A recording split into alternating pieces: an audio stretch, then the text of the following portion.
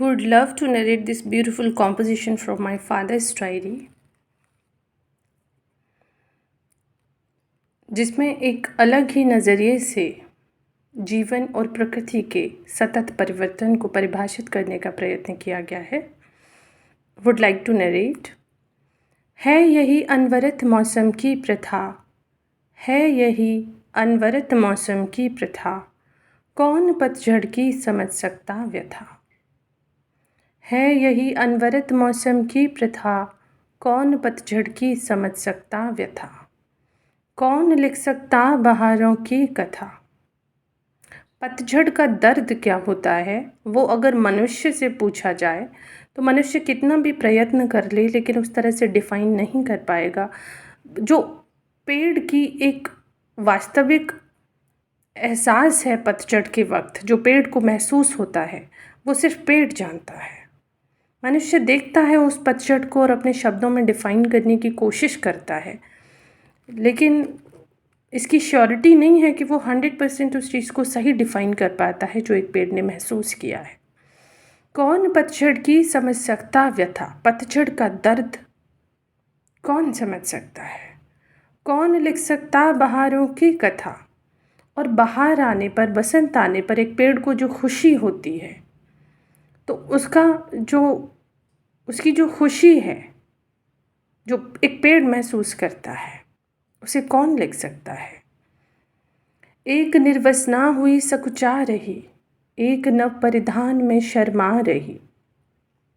जब पतझड़ आया तो पेड़ निर्वस्त्र हो गया और निर्वस्त्र होकर सकुचाने लगा।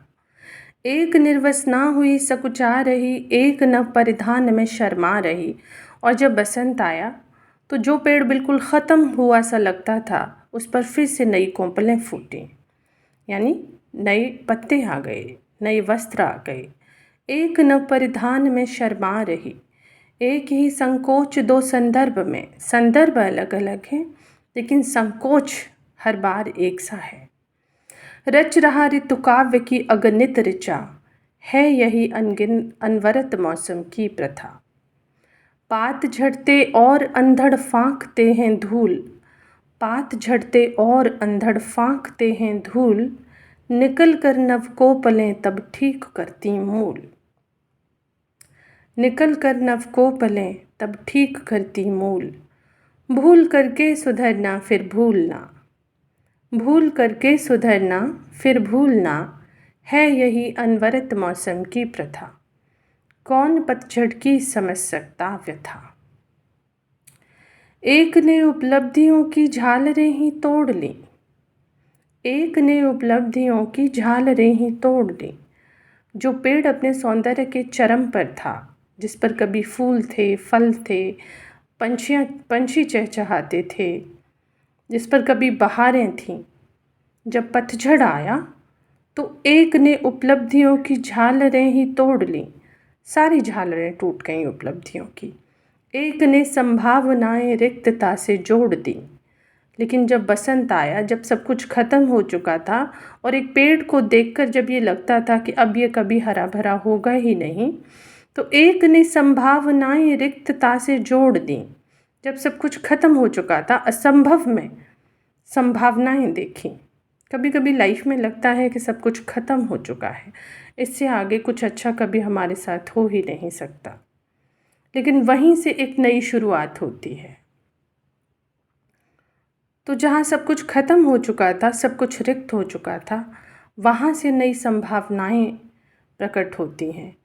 एक ने तोड़ा जुड़ाया एक ने, एक ने तोड़ा जुड़ाया एक ने, है यही इस नियति क्रम की चिर कथा, कौन पतझड़ की समझ सकता व्यथा, कौन लिख सकता बहारों की कथा।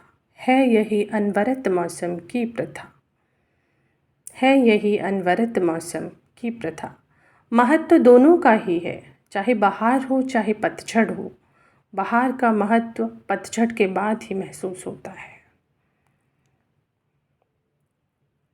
हम जीवन परिस्थितियों को भी इस कविता से बखूबी कोरिलेट कर सकते हैं। Thank you so much.